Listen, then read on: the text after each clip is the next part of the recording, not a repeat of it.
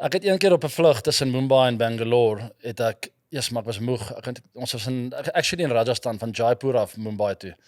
En ons daai aand het ek Shane Warne het daai tyd vir Elizabeth Hurley gedate.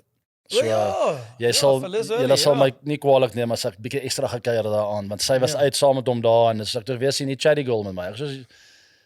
Ek kon nie praat nie. Never mind gebroke Engels nie. Ek is heeltemal stom. Daar het niks uitgekom, ek het getraan en maar net so gaan maak. Ekstra gekuier aand, ek sal op 'n vlug, vlieg ons terug en ons omtrent 10 minute om te land, maar ek het my donker brille aan, maar dit gaan nie goed met my nou nie, né? Vlugte, beweging, lekker motion sick, enige boot en vliegtuig my oud so skuins bril op. En ek het headphones ook op, want ek wil nie hê mense my pla nie, maar hulle is baie erg die Indians daai tyd. Hulle wil tik, want ek het lekker gejol. Ek word wakker, ek voel iets is in die gang en ek loer so af, hier's 'n baba op my skoot. Ek sweer, dit 'n ou sy baba aankom neersit en foto's geneem terwyl ek slaap.